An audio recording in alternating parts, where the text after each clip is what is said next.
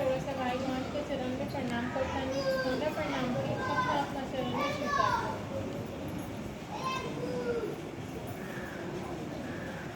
महागुरु महादेव के दया से साहब दीदी के आशीर्वाद से रौरा सब भाई बहन के सहयोग से आज विजयपुर गांव में महादेव के मंदिर के प्रांगण में अपना महागुरु महादेव के गुरु स्वरूप के बाद सुने और सुनावे के सौभाग्य मिलल। महादेव के दया बा, साहब दीदी के आशीर्वाद बा।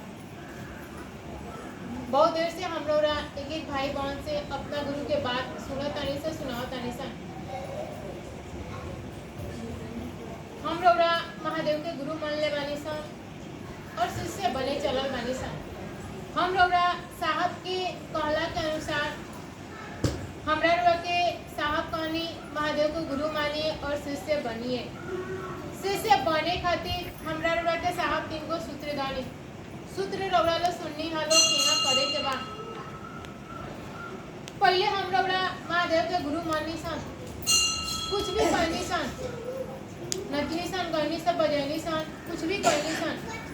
लेकिन जैसे जैसे एक बच्चा, उदाहरण से समझी, एक बच्चा जब स्कूल पढ़े जाला न तो ओकरा के टॉफी से, चॉकलेट से पैसा देके माँ बाप या घर के जो भी परिजन रहेला ओकरा के फुसलाएला कि कोनो लालच पढ़े जाओ। शुरू में शिव चर्चा का शुरुआत जब साहब कहनी तो वो बेटा हल्ला करे के रहे, लेकिन कोने सन चीज के हल्ला करे के रहेला नु तो डुगडुगी पीट के एक बार हल्ला कइल जालाटे।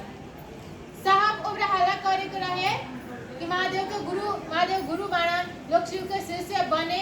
साहब हल्ला कहनी उस समय में जीवन भी महादेव के भजन गा के जे तरीका से भी शुरुआत हो गई।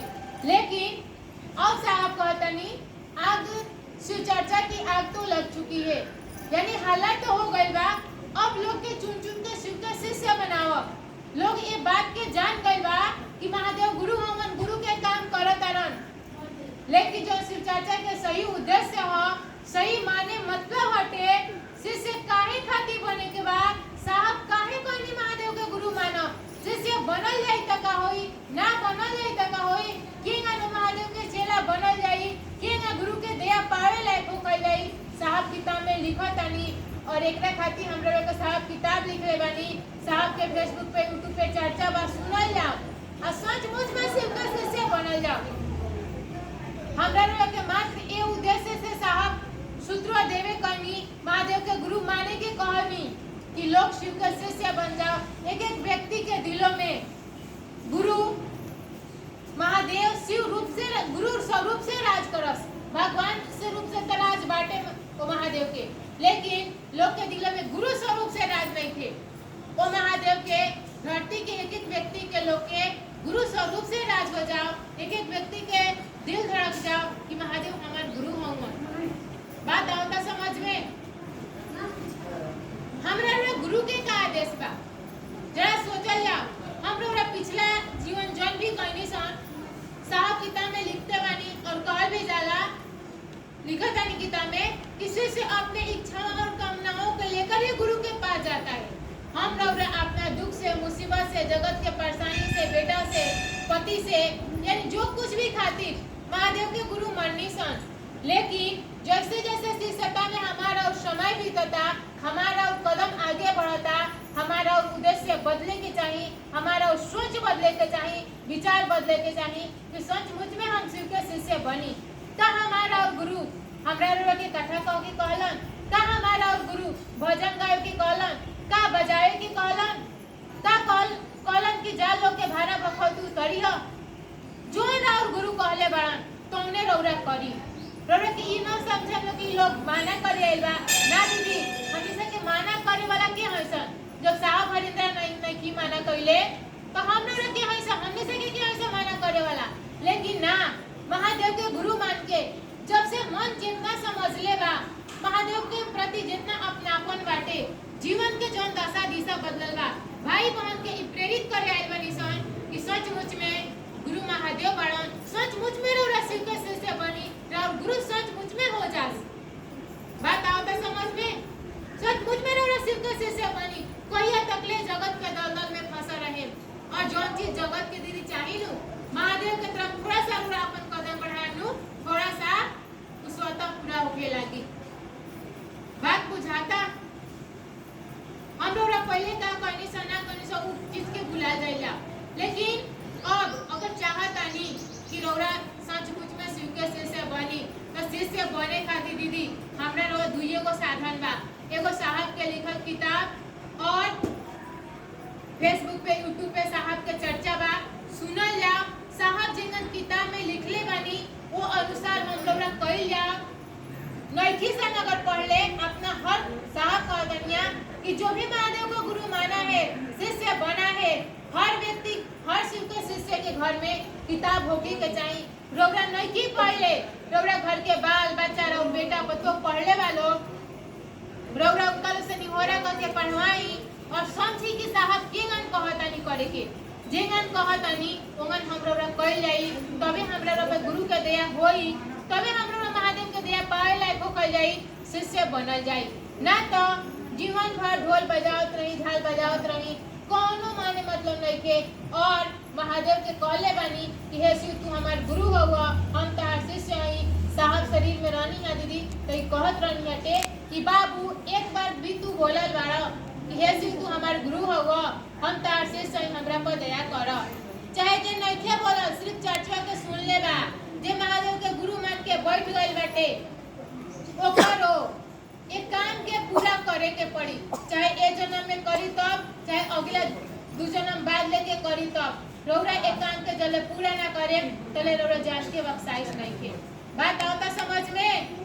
रौरा करे के पड़ी। कि जगत के नियम है दीदी कि जगत पर बार-बार आए। अगर महादेव भी स्वयं धरती पावस नु तो धरती के जो नियम कानून बा वो नियम कानून के अनुसार महादेव के चले के पड़ी। और हमू रौरा धरती पे आइल बानी सन, ते धरती के नियम से चले के पड़ी। बार-बार धरती पे आवत रही और धरती के जौन भी दुख मुसीबत दर्द बा झेलत रही, करत रही। बात बुझाता? बात आवता थी समझ में? पीछे तक आवाज सुनाता लोग के? मात्र अपना गुरु से दया मांगी कि महादेव दया करो हम शिष्य तो बन जाई। और जहिया दीदी महादेव से शिष्य बने खातिर दया मांगे लगनी, लोग के शिष्य बनाए खातिर दया मांगे लगनी, ओइ दिन से रौरा जीवन में चमत्कार शुरू हो जाई। रौरा चाहतानी अपना दुख दर्द मुसीबत खातिर रौरा चाहतानी के कम हो जाओ, रौरा कहे के ना पड़ी, स्वतः ओइ दिन से दुख दर्द मुसीबत अपने आप स्वतः कम होके लागी। बस एक खातिर दया महादेव से मांगी कि महादेव दया करो हम तार शिष्य बन जाई, लोग के शिष्य बनाई। दया करो कि हमार मन समझ कि तू हमार गुरु हुआ। ये जगत में दीदी जे तरीका से बेटा के मन समझता कि बेटा हमार हो, घर के मन समझता घर हमार हो, पति हमार हुआ, वही तरीका से महादेव के जरिए मन समझ गई कि महादेव हमार गुरु हुआ। कुछ बाकी ना लागी, सब कुछ स्वतः होते जाइए जगत में। अलौकिक का ठीक हो, जो अलौकिक बा वो ठीक हो जाई। साहब रनिया शरीर में कहतनिया बाबू यहाँ का गजन बा हो, एजी तक कुछ नहीं के गजन, ये धरती से गइला के बाद ओजी गजन बाटे, तो एजी के ही गजन कह लिया जा। लेकिन जब महादेव गुरु होइया नु दीदी गजन गजन ना लगेला, दुख आवेला, लेकिन वो दुखवा सुख देके जाला। अगर चाहतानी कि अपना हमरा जीवन में सुख शांति होके, जीवन सुखमय होके, शिवमय होके, महादेव के गुरु माने के पड़ी, एक काम के करे के पड़ी। और पहला बार महादेव के इच्छा भरे कि सृष्टि होके, तो सृष्टि का शुरुआत भई। दूसर का बात महादेव के मन में इच्छा इतना पैदा भइल बा कि एक एक व्यक्ति शिव के शिष्य बने और ओकर गुरु महादेव होकर। तो जेकरा इच्छा से धरती पे आइल बानी सन, उनके रे इच्छा बा कहाँ जाई लाई, कहाँ निकल के जाई लाई। आज मानी गुरु तब, चाहे 2 साल के बाद मानी, 10 साल के बाद माने के तो पड़ी, बिना मानले गुजारा नहीं थे। जब चारों बगल से हाथ थक जाए नु, डॉक्टरी से, ओझा गुनी से, कोई के ना सुनी तो सुनिहन महादेव। रोरा देख ले हम टीवी सीरियल में, जब सारा देवी देवता लोग हाथ थक जाला लो नु, तो कहाँ जाला लोग? महादेव के लगे कि चलो अब महादेव उपाय बाड़ा। तो जाना तनी सन कि हाथ पाँच के महादेव के लगे जाए के पड़ी, तो काहे ना पहले से महादेव के ही लगे रहल जा। बात बुझाई? लोग के बताए समझाई, ये सोच के, ये मन सोच के जाए चर्चा में कि चर्चा में जाए तो हमारा जीवन, हमारे दुख मुसीबत सब ठीक ठाक रही, जगत में सब कुछ ठीक ठाक रही। ये सोच के लोग से बात करी, लोग के समझाई कि जे महादेव के गुरु नहीं के मान ले, महादेव के गुरु मान ले। जे महादेव के गुरु मान ले बा, एक काम के नहीं के करत, एक काम के करे लगे, जे करता वो तेजी बेचैनी के साथ एक काम के करे लगे। लोग के शिष्य बनाए खातिर और शिष्य बने खातिर ये महादेव दया करियो। हम का समझा सकतानी, हम माध्यम बानी, लेकिन तू दया करवानू सचमुच में लोग शिव के शिष्य बन जाई। दया करियो, तू बतिया ओकरा दिमाग में ना दिल में उतर जाओ, ऐसा दया करियो। बात अपना गुरु के प्रणाम करे खातिर प्रणाम करी। ई मत सोची कि प्रणाम कइला से 3 गो फायदा होला। अगर सिर्फ प्रणाम करे खातिर प्रणाम करे नु का रिजल्ट आवे लाटे बता नहीं के सकल जाइला। बस अपना गुरु के प्रणाम करे खातिर प्रणाम करी। बात आता समझ में? और हम रौरा दीदी काम के करत भी बानी सन, लेकिन सही दशा दिशा में नहीं की सकरत। सही दशा दिशा में कहिया कि हमरा रौरा जीवन में सही रिजल्ट आवे।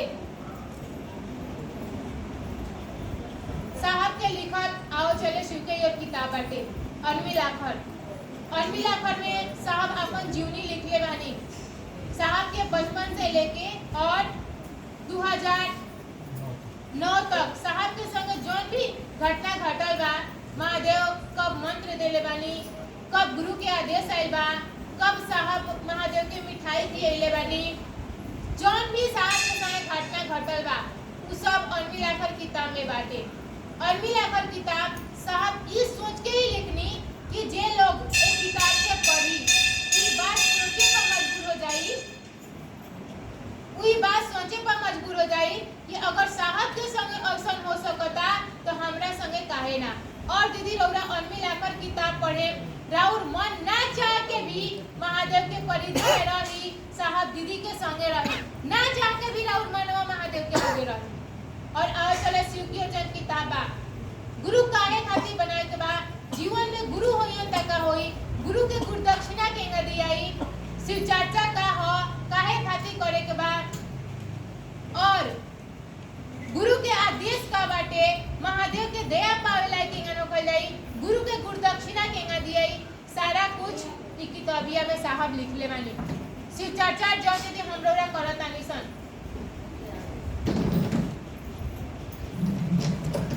शिव चर्चा के नाम पर बहुत तरह से क्षेत्र में गड़बड़ी बाटे। हमनी सके गड़बड़ी ठीक करे नहीं साई लोग के शिव के शिष्य बनावे खातिर आइल बानी सन, शिष्य बने खातिर आइल बानी सन। शिव चर्चा के नाम पर तरह तरह के पैसा, गीत, भजन, ढोलक झाल बाजत आटे।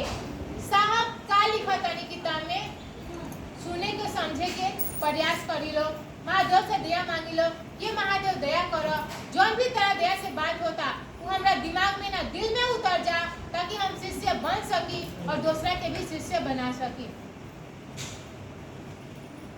कई क्षेत्रों में शिव चर्चा के नाम पर अपने को शिव का शिष्य कहने वाले लोग शिव चर्चा के मंच पर सामान्य लोगों को आकर्षित करने के निमित्त शिव चर्चा का त्याग कर मंच पर भजन और नृत्य का भव्य आयोजन करते हैं।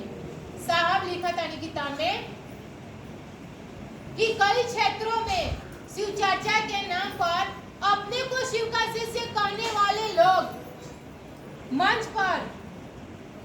मंच सामान्य लोगों को आकर्षित करने के निमित्त मंच पर शिव चर्चा का त्याग कर, माने जौन सही गुरु के बात हो जाते, जौन बात सुन के लोग सचमुच में शिव के शिष्य बनी, वो बात ना करके भजन और नृत्य के भव्य आयोजन करते हैं।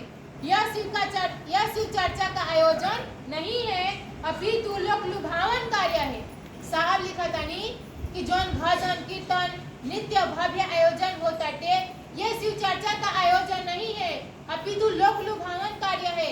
यानी कि भजन गा के, हाथ चमका के, राजा रानी के कहानी कह के लोग के मजा आवे के चाहिए, भजन होके, नृत्य हो, नाचल जाओ, गावल जाओ, कि लोग के मनोरंजन होके, आ लोग 10 गो रुपया के गानी ढोलक पर, झाल पर दे एक हाथी लोग करते हैं, लोग के लुभावल जाता, जिसमें समान और अर्थ के आगमन का विचार सन्निहित रहता है। साहब कहता नहीं जिसमें सम्मान यानी कि लोग हमरा के मान सम्मान देव, अर्थ माने होला पैसा यानी लोग हमरा के पैसा देव। कई स्थान पर किसी एक विशेष व्यक्ति का प्रभुत्व चलता है और मंच पर वे तरह तरह की नाटकीय लीलाएं करते हैं।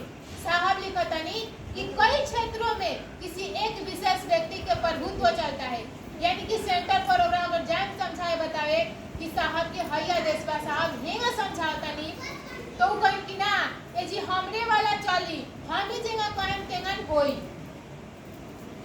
यह भगवान शिव के प्रति मोहब्बत का बनावटी प्रदर्शन है और तिजारत की निंदनीय चेष्टा है।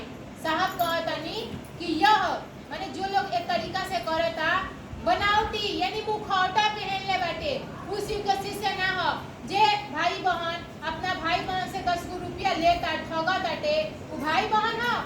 साहब कहनी मैंने जगत बेच को शिव को खरीदा है, मैंने अपनी कमाई मैंने अपन जगत में कमा के लोग के शिव के देले बानी, लेकिन कबो शिव के बेच के जगत में की खरीद ले। और साहब आगे लिखा नहीं मैं बंद कानों से भी सुनता रहता हूँ और मन विषाद से भर जाता है। साहब कहता नहीं कि ये सब जौन भी क्षेत्र में गड़बड़ी बाटे लोग नाच गान भजन कीर्तन रुपया पैसा लेता देता जौन भी क्षेत्र में गड़बड़ी बा ये सब सुन के मन विषाद से भर जाता। विषाद के माने बोला घृणा नफरत मन भर जाता। फिर आगे लिखा नहीं मैं नियंत्रण का असफल प्रयास करता हूँ, ऐसे लोग मेरा परामर्श मानते नहीं है। वैसे तो महानियंत्रक महेश्वर है, शिव तो नियंत्रकों के नियंत्रक है। साहब कहता नहीं कि हम चाहता नहीं कि जो सही गुरु के बात होला लोग सचमुच में शिव का शिष्य बने। ये लोग बात करे क्षेत्र में लेकिन ऐसा लोग नहीं करत। हम समझाए तो बताए के चाहता नहीं लेकिन लोग नहीं समझत तो असफल रह जाता नहीं। लेकिन फिर कहता नहीं कि वैसे तो महानियंत्रक महेश्वर है, शिव तो नियंत्रकों के नियंत्रक है। अगर महादेव चाह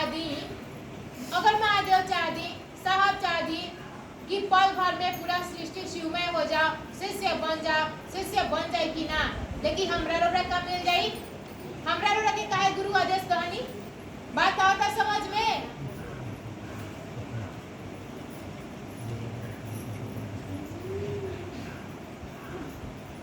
आगे देखी साहब का कहता नहीं जो साहब के लिखल किताब दीदी साहब जेंगा चाहता नहीं ओंगन हम रोरा कैलई गुरु के जौन आदेश बा कैलई तभी हम रोरा शिव के शिष्य बन सकता नहीं सब, अन्यथा अपना मन के जितना करे के बा कर ली लेकिन शिष्य नहीं बन सकता।